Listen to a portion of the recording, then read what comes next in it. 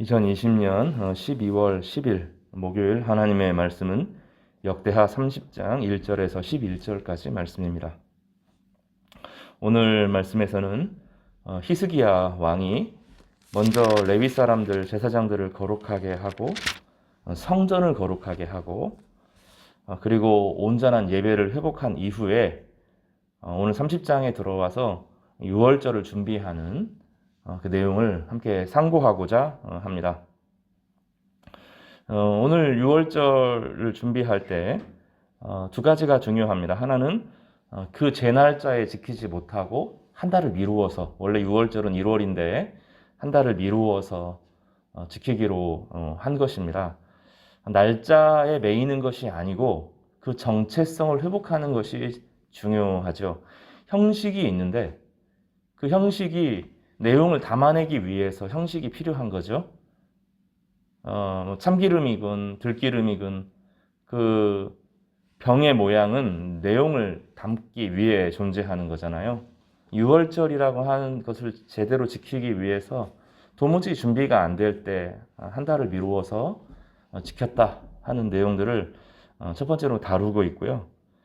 두 번째는 히스기야가 이것을 유다 백성들 만 지키는 것이 아니라, 여기서 유다라고 말하면 유다와 베냐민 지파 또 많은 내려와 있는 레위 사람들을 말하는데, 이 사람들만 지키는 것이 아니고 북이스라엘 사람들에게 하나님께로 돌아오라 하는 정치적인 메시지가 아니라 신앙적인 메시지를 전했는데, 대부분 다 무시하고 몇몇 지파만 그 복음을 들었다 하는 내용들을 통하여서 이 시대의 복음을 증거하는 것이 모든 사람들에게 다 수용되는 것은 아니다 하는 그런 적용점을 가질 수 있겠습니다.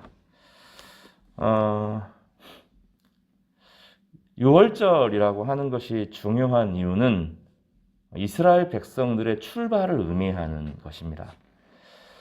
이스라엘은 훨씬 전부터는 이제 아브라함에서부터 그 뿌리를 둡니다. 아담 이렇게 하면 안 됩니다. 아담은 온 세상의 시조이기 때문에 아담이나 노아도 아닙니다. 노아도 제2의 아담과 같은 역할을 하면서 세상 전체를 다시 시작하는 개념이죠. 그럼 이스라엘 백성들의 시작은 아브라함이라고 할 수 있죠. 근데 아브라함 때 말고 이 이스라엘, 나라로서의 이스라엘, 한 민족으로서가 넘어서 국가 단위, 민족 단위로 이스라엘은 그 모세를 시점으로 하고 모세와 함께 유월절을 지키는 것을 이스라엘 나라의 근원으로 삼습니다.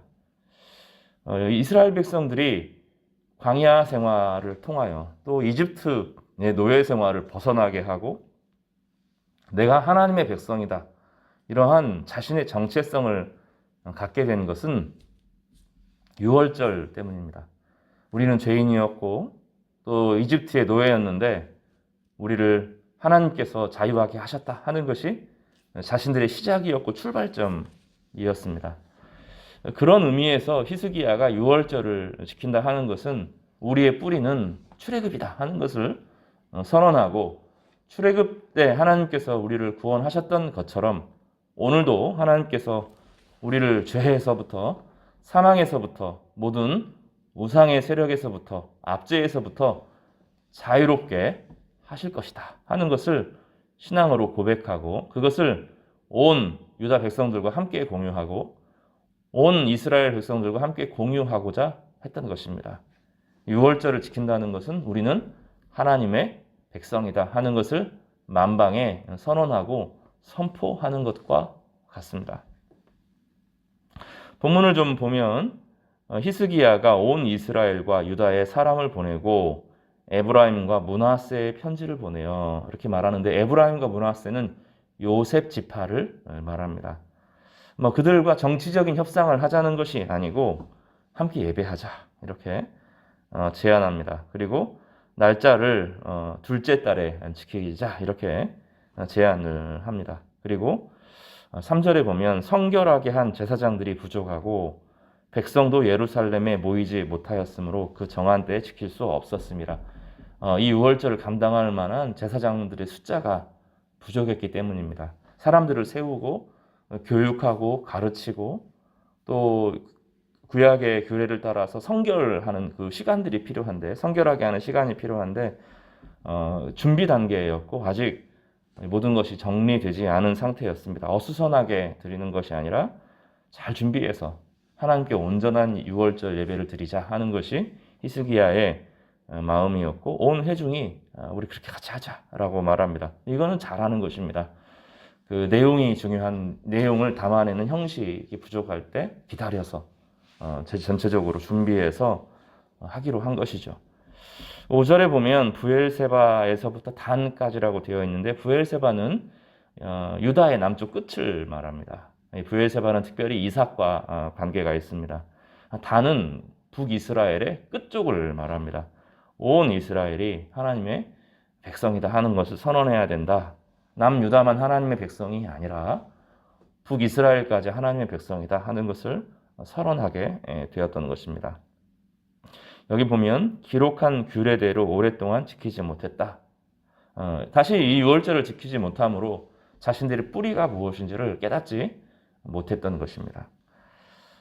그리고 히스기야는 여러 사람들, 보발꾼들, 파발꾼들이 있어. 이 사람들을 온 이스라엘에 보내어서 돌아오라 하면서 회개를 촉구하고, 이 모든 어려움, 북이스라엘이 당하는 어려움과 남유다의 어려움이 하나님 앞에 온전한 예배를 드리지 못했기 때문이다.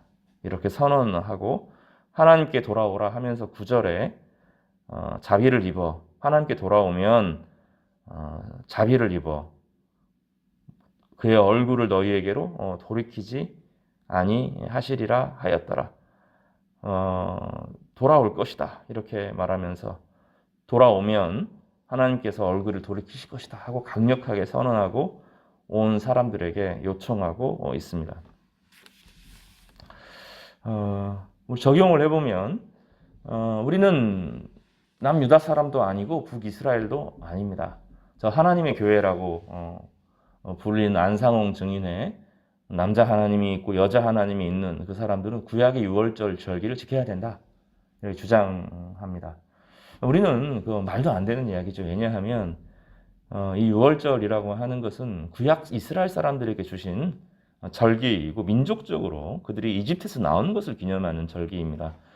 우리는 유월절을 지키는 것이 아니라 영적 유월절을 지키죠. 영적 유월절이라고 하는 것은 우리가 죄인이었고 죄의 노예였고 또 사탄의 권세 아래에 있었고 죄의 욕망 가운데 있었고, 그런데 예수 그리스도께서 이 땅에 오셔서 십자가를 지심으로 모든 죄를 사하셨다는 것입니다.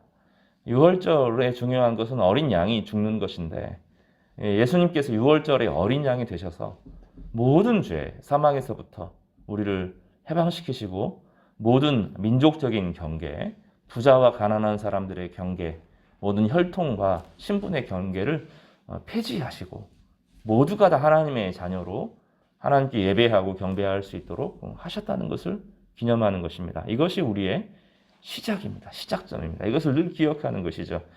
이것을 우리는 뭐라고 부르냐면 정체성이라고 부릅니다. 대한민국도 우리나라 사람들이 함께 살아가는데 이 정체성이 무엇냐라고 물으면 우리나라의 정체성을 단군에서 찾으면 안 되고 세종대왕에서 찾으면 안 되고, 대한민국의 정체성은 3.1운동에서부터 시작하는 거죠. 자유와 평등과 박애의 정신으로 우리가 나라를 세우겠다 하는 것이 대한민국의 정체성이거든요. 우리의 정체성이, 나라의 정체성이 그러면 모든 법과 제도나 헌법들은 거기에 맞춰서 시작하고, 북한과 다르고 또 일본과 다르고 미국과 다른 우리나라의 고유한 정체성이 있는 것입니다. 우리는 동시에 예수 그리스도 안에서 새로운 피조물의 정체성을 가지고 또 성령께서 우리 가운데 그 믿음 가운데 오시는 것을 믿는 것이고, 또 하나님께서 우리를 성령 안에서 다시 부르실 때 하나님의 영원한 자녀로서 함께 살아간다는 믿음을 갖는 것입니다. 우리는 예배 드릴 때마다 사도신경으로 이 신앙을 고백하면서 우리의 삶의 시작과 끝이 예수 그리스도임을 고백하고 선언하고 있는 것이죠.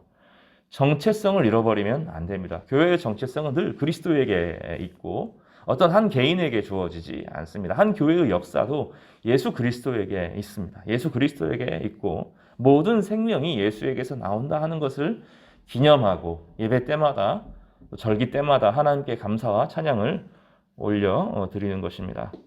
그런 의미에서 저희가 성탄절을 준비하는 것은 대단히 중요합니다. 하나님께서 저희와 함께 하심을 선언하고 고백하는 것이고, 주님께서 우리 가운데 찾아오셨음을 믿고, 주님께서 찾아오심으로 우리의 죄와 모든 사망의 권세들이 끊어졌음을 선포하고, 다시 주께서 오셔서 세상의 모든 남은 악들을 멸하시고 하나님의 은총과 능력으로 회복시켜 주실 것이다 하는 것을 믿는 것, 이 선언하는 것이 성탄절의 정신이기 때문입니다. 10절에서 12절에 보면 에브라임과 므낫세 여러 지방에 가서 두루 다녀서 복음을 전했고, 같이 우리의 정체성을 돌아가자라고 말했지만 그들은 조롱했습니다. 왜냐하면 유다는 약했기 때문입니다. 자기들이 훨씬 강했죠.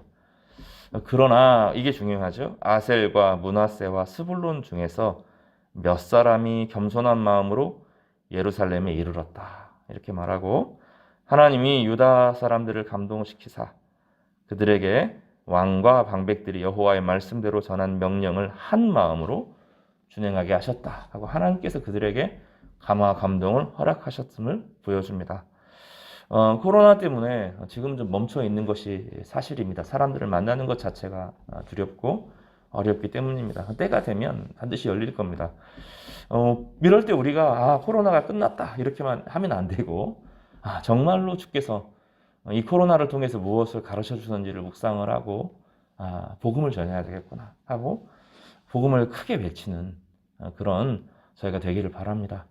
복음을 전할 때 대부분 다 거절할 겁니다. 우스울 겁니다. 교회 다니는 것이 무슨 의미가 있는지 물어볼 겁니다. 그것이 이 시대의 악이고, 교회가 도대체 기득권 옹호하는 거 아니냐 이런 이야기를 듣기도 하고, 교회 안에 정말 말할 수 없는 범죄들과 이해할 수 없는 행동들이 너무나 많은 것도 사실입니다. 그래서 사람들은 교회를 조롱하고 교회 오지 않으려고 할지도 모르겠습니다. 그러나 하나님은 살아계시고 예수 그리스도 외에 다른 구원의 길은 없습니다. 우리가 그 예수 그리스도를 전할 때 모든 사람이 받아들일 것은 아니지만, 어떤 이들은 반드시 마음을 겸비하여서 주님께 나아올 것입니다. 우리가 그 일들을 함께 준비하면서 우리의 가족들, 친척들, 또 복음을 알지 못하는 이들에게 주님 복된 소식을 함께 전하는 우리 성도들 되시기를 주님의 이름으로 축복합니다. 기도하겠습니다.